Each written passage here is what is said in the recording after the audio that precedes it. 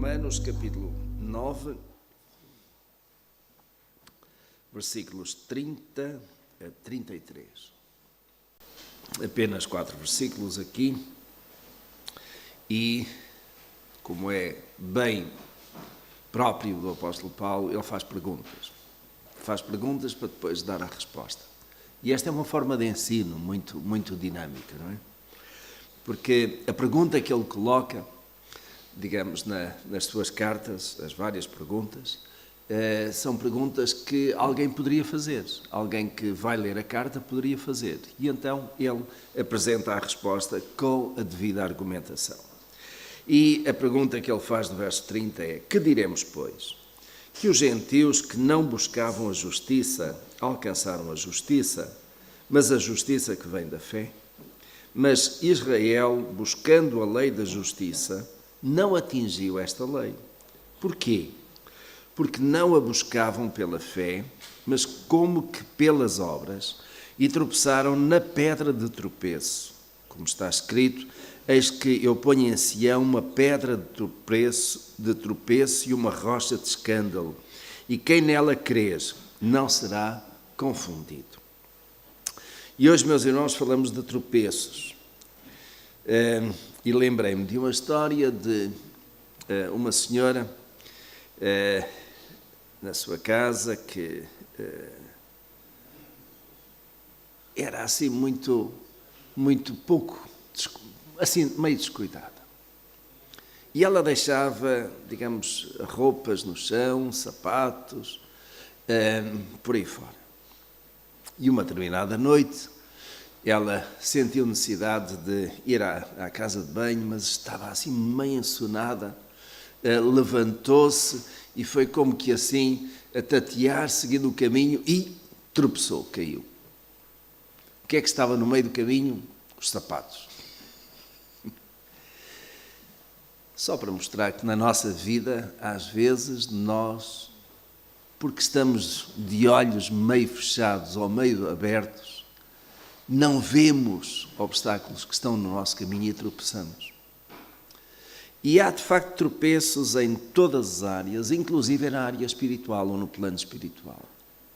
O apóstolo Paulo fala desses tropeços no plano espiritual. Não é? Na vida espiritual há tropeços, havia tropeços para os gentios, para os judeus, há tropeços para os gentios, há tropeços para nós hoje, nas várias adversidades da vida.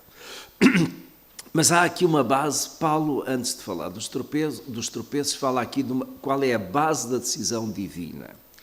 E os irmãos vejam, os judeus, tendo a lei, tropeçaram na lei. E por causa disso mesmo, não receberam a justiça da parte de Deus.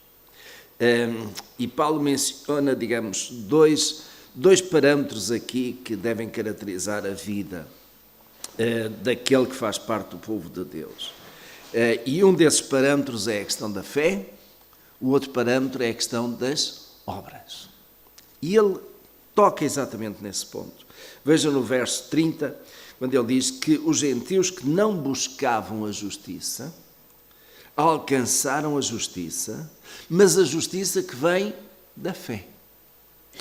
Ou seja, por outras palavras, meus irmãos, nós que fazemos parte dos gentios, que na verdade não conhecíamos a lei dada por Deus ao povo judeu, acabámos por alcançar a justiça, querendo isto dizer o quê?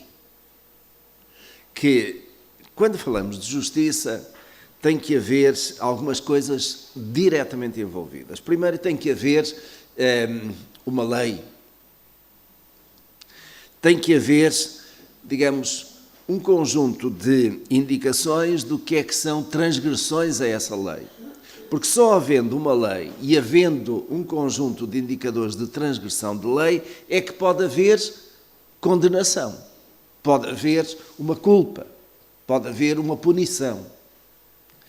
E a justiça é aplicada em função de quê? Da lei existente. Ora, os gentios, nós gentios, estávamos sem lei.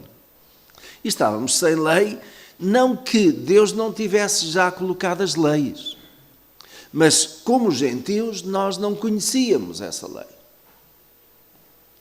E, na verdade, como gentios também não estamos debaixo das leis dos judeus, certo?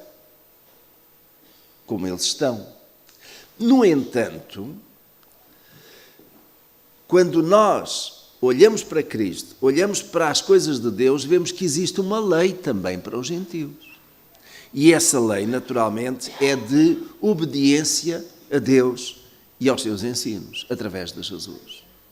Portanto, ainda que não estando limitados, condicionados por algum aspecto muito particular da lei dos judeus, por exemplo, os gentios não têm que se circuncidar, correto? Esse foi, digamos, um mandamento, uma ordem muito específica de Deus para o seu povo, para o distinguir até de outros povos. Mas nós, gentios, não estamos debaixo disso. E isto, por exemplo, a dado passo, serviu exatamente de grande choque no tempo da Igreja primitiva, com aqueles que quiseram entrar nas igrejas dos gentios e impor-se a circuncisão. E, aliás, Paulo falou bem nisso durante os primeiros capítulos desta carta aos Romanos. A questão da circuncisão. Os judeus é que estão sujeitos à circuncisão, porque essa foi uma lei específica para eles. Nós, gentios, não estamos. Mas não deixamos de estar sujeitos, naturalmente, digamos, à lei do bem e do mal, se quisermos. E nós temos consciência para saber o que é o bem, o que é o mal, o que é o certo, o que é o errado. E isso é comum, digamos, a todos os povos, porque por natureza o homem tem consciência e, tendo consciência, consegue perceber o que é bem e o que é mal, mesmo sem qualquer Deus, mesmo até um ateu sabe isto. Então é uma lei que está como que impregnada em nós. Mas para nós podermos chegar a Deus, como que haveria duas possibilidades ou dois caminhos: o caminho das obras, o caminho da fé. E nós, gentios, seguimos o caminho das obras ou o caminho da fé? Como? As obras? A fé? Alguém disse as duas. E de certo modo é. É, não é? E é isso que está em causa aqui, que o apóstolo Paulo coloca. Ora, os judeus, de certo modo, firmavam-se muito nas obras da lei, naquele simples cumprimento, exigente, mas cumprimento da lei, sem, contudo, terem qualquer questão de fé. E aquilo que nós sabemos, meus irmãos, é que ao povo judeu era requerida fé, e foi requerida fé desde quando? Desde o início. Quem começou o povo judeu? Abraão. E Abraão não é chamado o pai da fé. Porquê? Porque ele foi obediente à voz, à orientação de Deus. Os irmãos, deixem ficar um dedo aí e outro, com o outro, abramos em Hebreus capítulo 11. E temos aí, de facto, uma explicação da fé, muito bem exemplificada, e nós vamos ver uma coisa extraordinária. Muitos dos nomes que estão aí são do Antigo Testamento, de entre os judeus. Desde logo define o que é fé, não é? É o firme fundamento das coisas que se esperam e a prova das que não se vê. Portanto, fé não é alguma coisa que eu possa apalpar, que eu possa agarrar, que eu possa ver. Fé é alguma coisa que está dentro de nós e que nos leva a tomar determinadas atitudes, determinadas decisões. O verso 6, que também é bem conhecido, sem fé é impossível agradar a Deus. Porque é necessário que aquele que se aproxima de Deus creia que Ele existe e que é galardoador dos que o buscam. Então, fé está relacionado com crer. E eu tenho fé crendo primeiramente em quê? Ou em quem? Em Deus. Eu creio que Deus existe. Porque se eu não crer que Deus existe, a minha fé, digamos, é vã. Eu posso ter fé em qualquer outra coisa. Mas, digamos, estamos a falar de fé cristã, estamos a falar de fé em relação às coisas de Deus, porque há quem tenha fé também, por exemplo, em Buda, tenha fé em outros deuses, não é? Mas estamos a falar do Deus Criador e sustentador de todas as coisas. E verso 2 deste capítulo 11 diz: porque por ela os antigos alcançaram bom testemunho. Então vejam, os antigos alcançaram bom testemunho, isto é, aquilo que foi a sua prática, a sua vivência, as suas obras, foi resultado de uma fé exercida e uma fé que era sólida. Vejam, meus irmãos, o verso 3 tem a ver com a questão da criação. Pela fé entendemos que os mundos foram criados pela palavra de Deus. E depois chega ao verso 4 e diz: pela fé ofereceu a Deus, Abel ofereceu a Deus mais excelente sacrifício que Caim. Quando chega ao versículo 5 diz: pela fé Enoque foi transladado para não ver a morte. Verso 7, pela fé Noé, divinamente avisado das coisas que ainda não se viam, sendo temente a Deus, preparou. Verso 8, pela fé Abrão, sendo chamado, obedeceu. E os irmãos estão a ver, há aqui uma quantidade. Vejam o verso 11, pela fé, até a própria Sara recebeu a virtude de conceber um filho. Verso 13, todos estes morreram na fé, sem terem alcançado as promessas, mas tendo-as visto e saudado de longe. Este versículo é interessantíssimo. Tendo-as visto e saudado de longe, confessaram que eram estrangeiros e peregrinos na terra. E, meus irmãos, fé é isso. É crer naquilo que às vezes ainda está muito longe. Mas notem, os judeus, que apenas basearam, digamos, a sua relação com Deus em algumas obras, não tendo fé, na verdade perderam de vista aquilo que era a promessa. Porque desde o início, desde que Deus chamou Abraão para constituir o seu povo, foi a base que está ali, foi fé. Fé à chamada de Deus, fé às promessas de Deus, fé naquilo que o grande Deus haveria de fazer e na verdade fez. E nós continuamos por aí fora. É interessante que a maior parte deste capítulo é voltada para a fé de quem? Dos judeus. Fé de pessoas do Antigo Testamento. Embora acrescente depois algumas também em relação ao Novo Testamento. Vejam, por exemplo,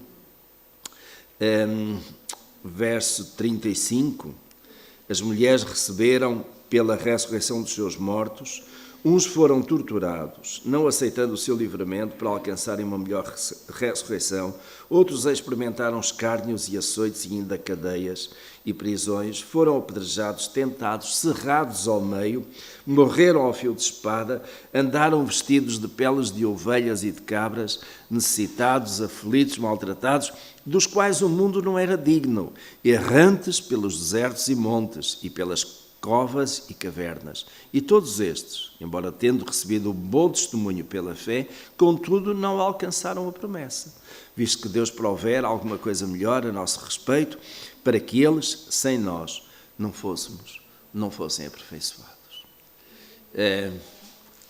Mesmo no meio de tribulações, no meio de grandes batalhas, aqueles que persistem e permanecem até ao fim na sua fé, esses vão alcançar a promessa.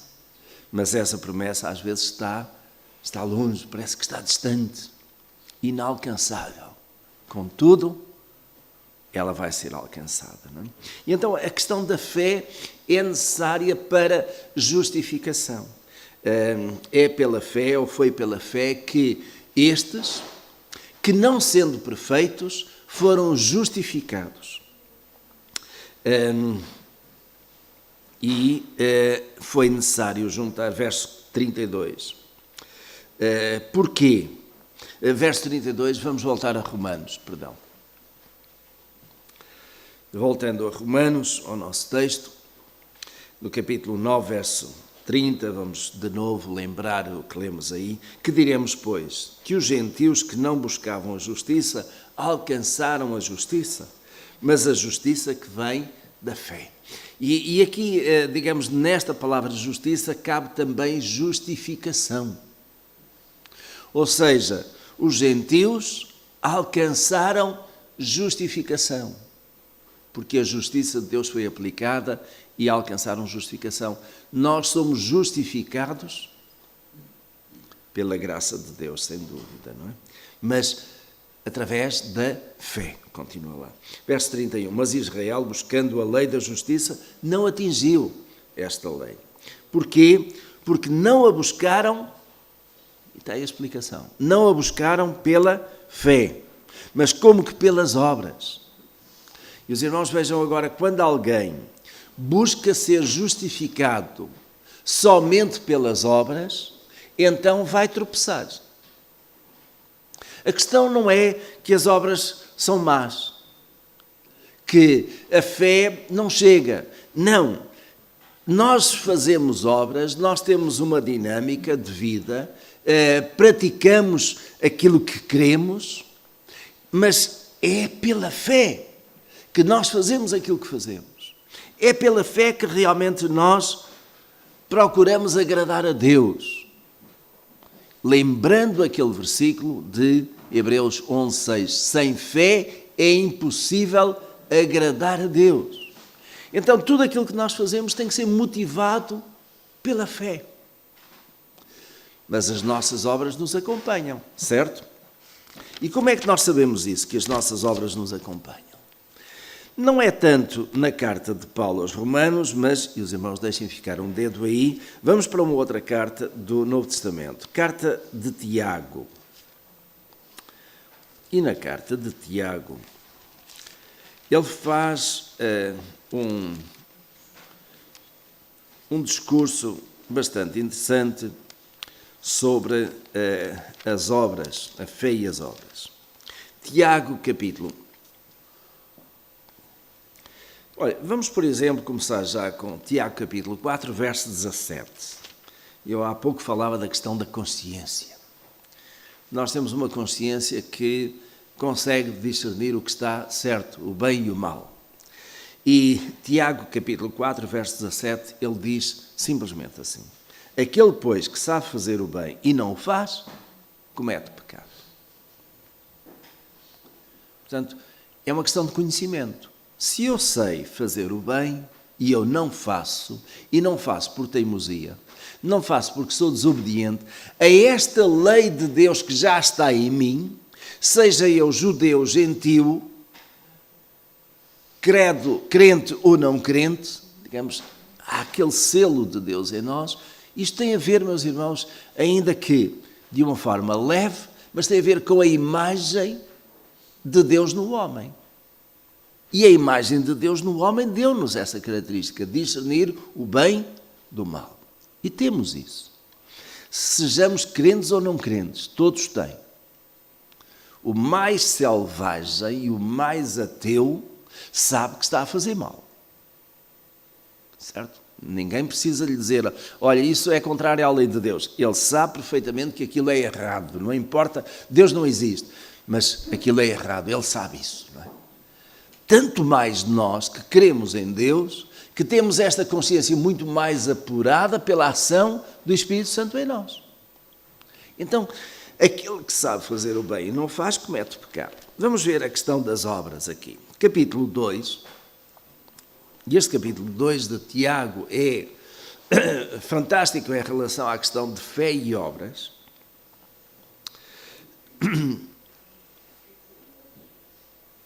capítulo 2 de Tiago. Eu vou começar no 14, porque nós precisamos de chegar aí, mas começar no 14. Tiago capítulo 2, verso 14. Que proveito há, meus irmãos, se alguém disser que tem fé e não tiver obras? Porventura essa fé pode salvá-lo? Se um irmão ou irmã estiverem nus e tiverem falta de mantimento cotidiano e algum de vós lhe disser: ide em paz, aquentai-vos e fartai-vos, e não lhes derdes as coisas necessárias para o corpo, que proveito há nisso? Assim também a fé, se não tiver obras, é morta em si mesmo. Mas dirá alguém: tu tens fé e eu tenho obras. Mostra-me a tua fé sem as obras, e eu te mostrarei a minha fé pelas minhas obras. Vocês não estão a ver? Mostrar a fé pelas obras.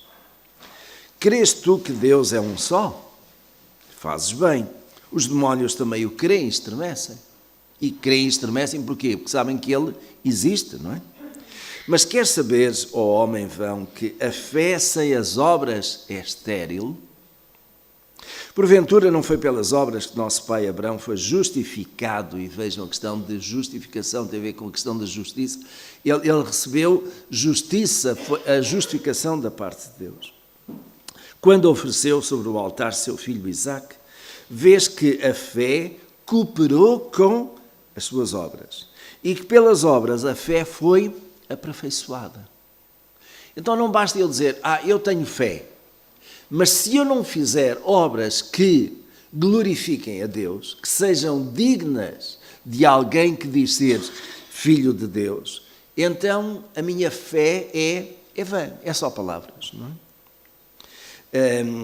Verso 23. E se cumpriu a Escritura que diz: e creu Abraão a Deus, e isso lhe foi imputado como justiça, e foi chamado amigo de Deus. Vês então que é pelas obras que o homem é justificado e não somente pela fé. E de igual modo, não foi a meretriz Raabe também justificada pelas obras quando acolheu os espias e o fez sair por outro caminho? Porque assim como o corpo sem espírito está morto, assim também a fé sem as obras é morta, não é? Portanto, fé e obras. Vamos voltar a Romanos. Romanos no capítulo 9. E vou ler de novo o verso 32. Porquê? Porque não a buscaram pela fé, mas como que pelas obras. E pelas obras somente, sem ser pela fé, ou sem ter a fé. E tropeçaram na pedra de tropeço. E, meus irmãos, nós precisamos de gastar algum tempo, naturalmente, a considerar que pedra de tropeço é esta. Como é que alguém tropeça nesta pedra? Quem é esta pedra de tropeço? Vamos ler o versículo 33, de novo, como está escrito: eis que eu ponho em Sião uma pedra de tropeço e uma rocha de escândalo, e quem nele crer não será confundido. Temos duas coisas aí. Pedra de tropeço, que pode servir para tropeçar, para cair, para esmurrar no nariz, para se estatelar, se afastar. Mas também uma pedra que quem crer nessa pedra, quem acreditar naquilo que isso significa, não será confundido. Esta questão da confusão, de esclarecimento, é de extrema importância. É uma pedra de edificação. Quem é esta pedra? É Jesus. Jesus, o Salvador, Jesus que era o Cristo, e que significa, Cristo significa ungido, aquele separado de Deus para uma determinada missão. E ele revelou-se como sendo o Messias prometido, lá desde os tempos do Antigo Testamento. E é interessante porque todo o Antigo Testamento aponta para a vinda desse Messias. E é interessante a atitude que André tem quando encontra o Messias. E o que é que ele faz? Ele vai correr e chamar o seu irmão, Simão Pedro, e diz-lhe: vem, encontramos o Messias, achamos o Messias. É este que nós estávamos à espera durante tantos anos, não é? E isso demonstra claramente a grande expectativa da busca de encontrar o Messias. E os irmãos sabem que ainda hoje muitos judeus, muitos mesmo, estão à espera que o Messias venha. Não aceitaram Jesus como tal. Rejeitaram-no completamente e por isso o levaram até à crucificação. Porque consideraram que ele era um impostor, não é? Mas, infelizmente, muitos naquela altura não compreenderam que, de facto, Jesus era o Messias e, por isso mesmo, o foram rejeitando. Não é? E aquilo que... Eu vou-vos apresentar uma lista aqui de versículos que mostra como Jesus foi pedra de tropeço para tantos. Primeiramente, em João capítulo 7, vamos ver vários versículos, João capítulo 7, versículo 5.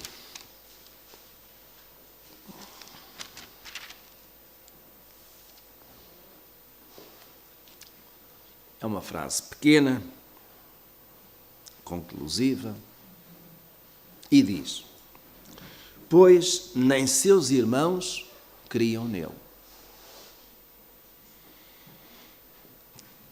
Estes eram irmãos de quem? De Jesus. E nós lemos uns versículos mais atrás, que eu não gosto de tirar versículos isolados da Escritura, porque pode nos deixar meio confusos, mas se nós formos ao início, do capítulo 7, diz: depois disto andava Jesus pela Galileia, pois não queria andar pela Judeia, porque os judeus procuravam matá-lo. Ora, estava próxima a festa dos judeus, a dos tabernáculos.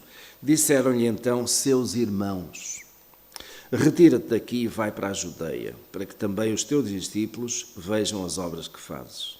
Porque ninguém faz alguma coisa em oculto quando procura ser conhecido, já que fazes estas coisas, manifesta-te ao mundo. E a conclusão que João faz é depois esta: pois nem seus irmãos criam nele. Não é? Então Jesus foi primeiramente pedra de tropeço para quem? Para os seus familiares, para os seus irmãos em particulares. Não é? Eles não conseguiram entender que Jesus, que tinha crescido juntamente com eles, primeiramente Jesus, depois os irmãos de Jesus, que vieram mais tarde, foram olhando e viram que ele brincava, que ele foi aprendendo, que ele foi crescendo, que ele chegou a um ponto em que começou a pregar, mas eles não conseguiam ver naquele seu irmão o Messias. E durante muito tempo, alguns dos seus irmãos estiveram, de facto, afastados, até que depois, mais tarde, alguns acabaram por voltar. Marcos, Evangelho de Marcos, capítulo 2.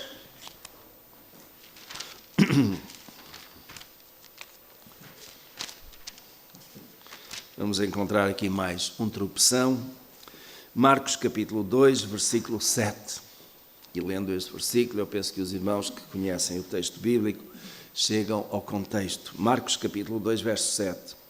Porque fala assim este homem: ele blasfema. Quem pode perdoar pecados senão um só, que é Deus?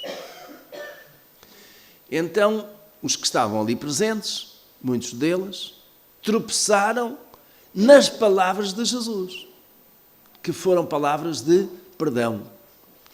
E vamos só ler um pouquinho mais atrás para lembrarmos o contexto, quem não está lembrado. Alguns dias depois, capítulo 2, verso 1, entrou Jesus outra vez em Cafarnaum e soube-se que ele estava em casa. Ajuntaram-se, pois, muitos a ponto de não caberem nem mesmo diante da porta, e lhes anunciava a palavra.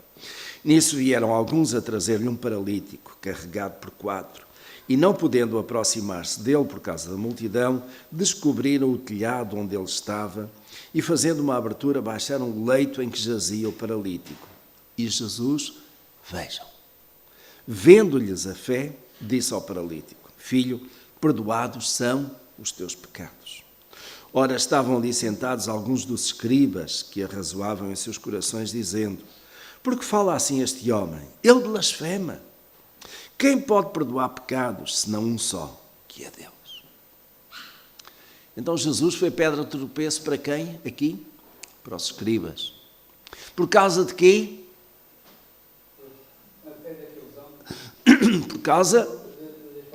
Por causa das palavras de Jesus acerca de perdão. Jesus pode perdoar pecados. Somente Deus.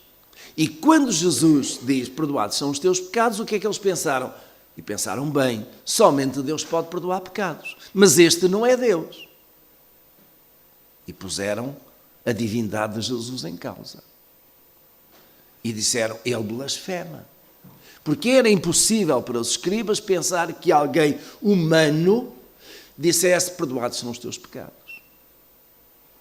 E este foi um dos grandes tropeços, não apenas dos escribas, mas também de muitos fariseus. Mateus capítulo 7,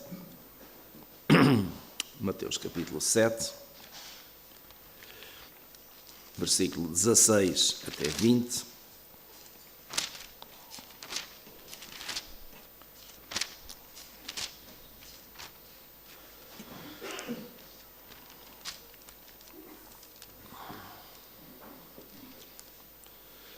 Mateus capítulo 7, 16. Eu prefiro começar no verso 15.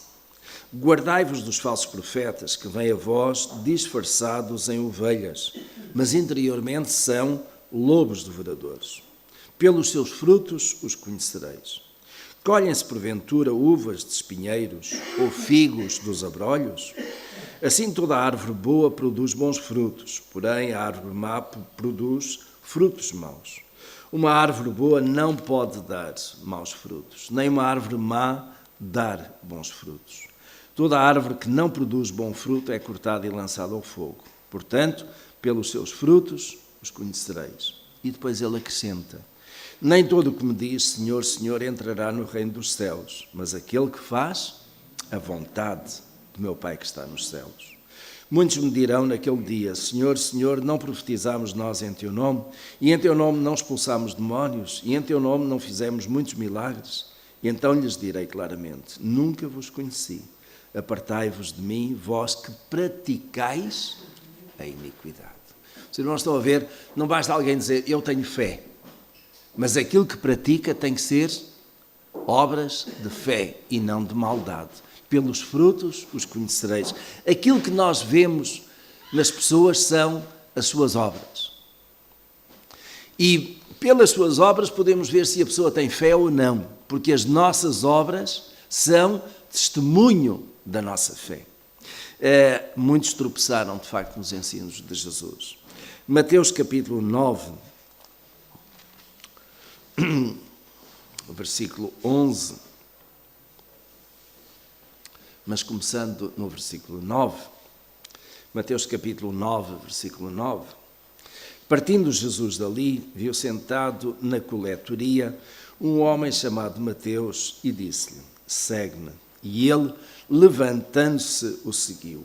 Ora, estando ele à mesa, em casa, eis que chegaram muitos publicanos e pecadores e se reclinavam à mesa juntamente com Jesus e seus discípulos. E os fariseus, vendo isso, perguntavam aos discípulos, por que come o vosso mestre com publicanos e pecadores? Para os fariseus, Jesus não se poderia juntar com esta seita, publicanos e pecadores. E notem, os publicanos eram os cobradores de impostos. Portanto, até é natural que ninguém de entre o povo quisesse juntar-se com eles. Porquê? Porque eles roubavam. Nós temos o exemplo de Zaqueu, que quando se converteu, pela graça de Deus, estava pronto a restituir até 4 vezes. Portanto, a sua consciência indicou-lhe que muitas vezes ele tomava mais do que aquilo que era requisitado. Mas, reparem aqui, comer com publicanos e pecadores. Ou seja, os fariseus não se consideravam entre os pecadores. Vão ver o orgulho espiritual. Não, esses pecadores, nós não somos desses. E Jesus, digamos, mestre, vai se juntar com eles. Jesus foi pedra de tropeço para os fariseus. E de que maneira? De que maneira? Se nós, já que estamos em Mateus, vamos ao capítulo 23, rapidamente. Este é um capítulo que eu recomendo e faço várias vezes quando andamos por estas bandas da Escritura. Mateus capítulo 23 é todo ele, um capítulo voltado para derrubar os fariseus por causa da sua arrogância, da sua hipocrisia, porque é disso que se trata. Eu não vou ler o capítulo, até porque ele é longo, mas, de certo modo, os irmãos vejam. Então falou Jesus às multidões e aos seus discípulos, dizendo: na cadeira de Moisés se assentam os escribas e fariseus. E vejam como a questão da cadeira de Moisés era importante. Era a cátedra de alguém que tinha autoridade, que transmitia uma palavra da parte de Deus. E então esses escribas e fariseus queriam estar naquele lugar como sendo só por si um lugar de autoridade, mas eles não tinham autoridade nenhuma. Portanto, tudo o que vos disserem, isso fazei e observai, mas não façais conforme as suas obras, porque dizem e não praticam. E depois ele vai por aí fora, não é? Vai por aí fora e diz, vejam o verso 13, mas ai de vós, escribas e fariseus hipócritas, por causa disto e disto e disto, e tem uma quantidade de coisas. Estes fariseus e escribas hipócritas tropeçaram em Jesus e nos seus ensinos tantas e tantas vezes. É certo que Jesus atraiu multidões. E atraiu multidões pela sua pureza, pelo seu poder, pelo seu amor e pela compaixão. De igual modo, Jesus tornou-se pedra de tropeço também para todos aqueles que achavam que as suas ideias religiosas eram mais importantes do que a palavra de Deus. E, meus irmãos, o grande debate de Jesus, internamente, foi procurar convencer os judeus de que eles tinham que ter alguma coisa interior. A sua religião tinha que ser alguma coisa vinda de dentro e não exterior. Os fariseus e os escribas punham uma capa de santidade. A palavra hipócrita vem daí. Os irmãos sabem o significado dessa palavra. Hipócrita é ator. Era o significado da palavra naqueles dias. Então eles eram atores. Eles estavam a representar um papel. Que papel era esse? Papel de santidade. Papel de grande autoridade espiritual. Mas, contudo, Jesus disse que eram atores. E a dado passo ele diz, túmulos caiados de branco. E a ideia de caiado já em si dá a ideia de limpeza, de alguma beleza, mas por dentro era carne podre, em putrefação. E a ideia de espiritualidade podre, decadente, ainda com uma capa de santidade. E, meus irmãos, Jesus não foi outra coisa senão pedra de tropeço para esta gente, porque eles tropeçaram na pureza, na sinceridade, na honestidade, na integridade de Jesus. Que aquilo que ele dizia que havia de ser feito, ele próprio era o primeiro a fazer, não é?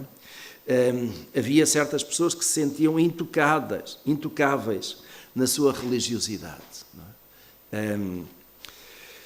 Também aqueles que se sentiram ameaçados na sua liderança. Vamos num instantinho a Lucas capítulo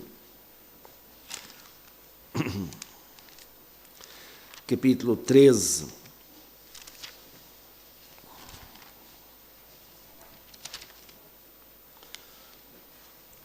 Versículo 31. Encontramos aí um personagem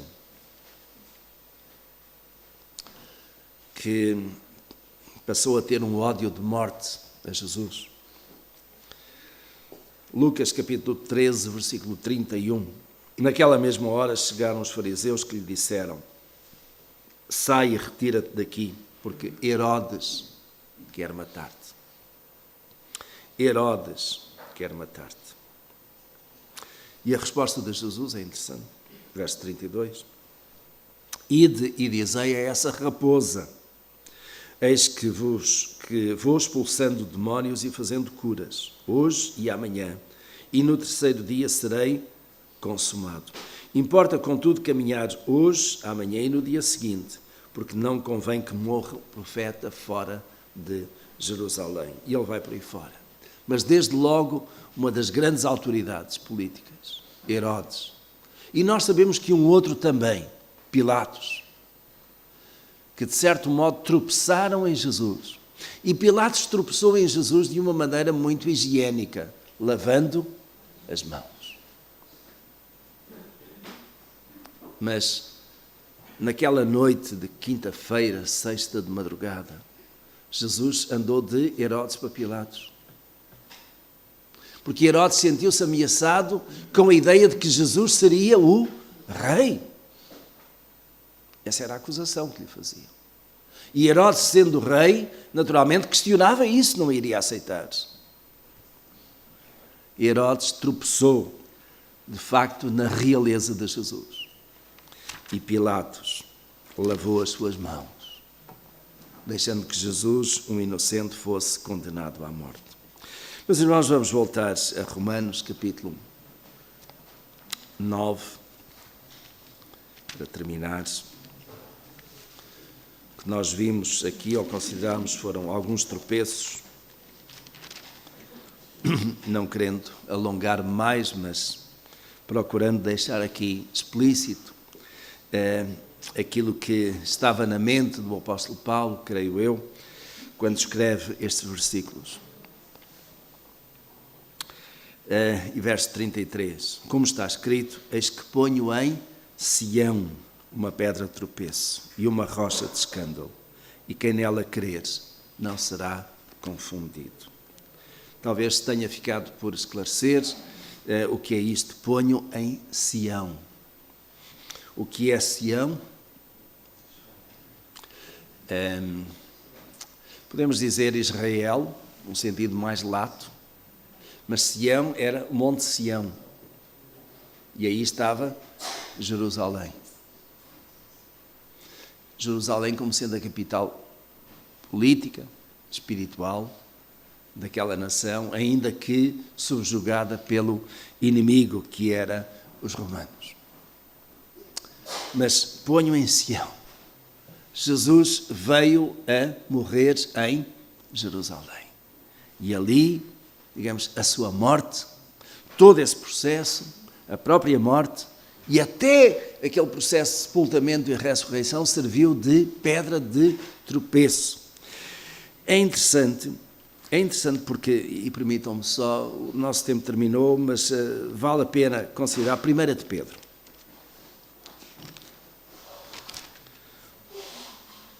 1 de Pedro, capítulo 2, porque Pedro também aborda esta questão da pedra de tropeço. E Pedro está a falar também para os gentios. 1 de Pedro, capítulo 2. E, meus irmãos, ao lermos isto, vamos procurar fazer uma aplicação aqui. O que é que em mim, hoje, nas minhas obras ou na minha fé, pode servir ou pode estar a ser pedra de tropeço? O que é que eu hoje estou a fazer e que preciso de tirar fora para não ficar no meu caminho e que eu possa tropeçar? Capítulo 2, 1 Pedro, capítulo 2, verso 1. Deixando depois toda a malícia, todo o engano e fingimentos e invejas e toda a maledicência. Olha, temos aqui várias pedras de tropeço, certo? Desejai como meninos recém-nascidos o puro leite espiritual, a fim de por ele crescerdes para a salvação. Se é que já provaste que o Senhor é bom, e chegando-vos para ele, pedra viva, rejeitada na verdade pelos homens, mas para com Deus eleita e preciosa. Vós também, quais pedras vivas, sois edificados como casa espiritual para ser sacerdócio santo, a fim de oferecerdes sacrifícios espirituais agradáveis a Deus por Jesus Cristo. Eu estou a oferecer sacrifícios espirituais agradáveis.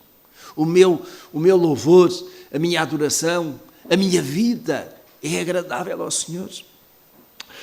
Por isso na Escritura se diz: eis que ponho em Sião uma principal pedra angular, eleita e preciosa, e quem nela crer não será confundido. Os irmãos estão a ver?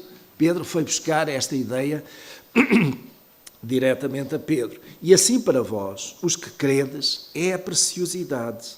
Mas para os descrentes, a pedra que os edificadores rejeitaram, esta foi posta como principal da esquina e como a pedra de tropeço e rocha de escândalo, porque tropeçam na palavra, sendo desobedientes para o que também foram destinados. Tropeçar na palavra. Será que eu estou a tropeçar na palavra? E o que é isto de tropeçar na palavra?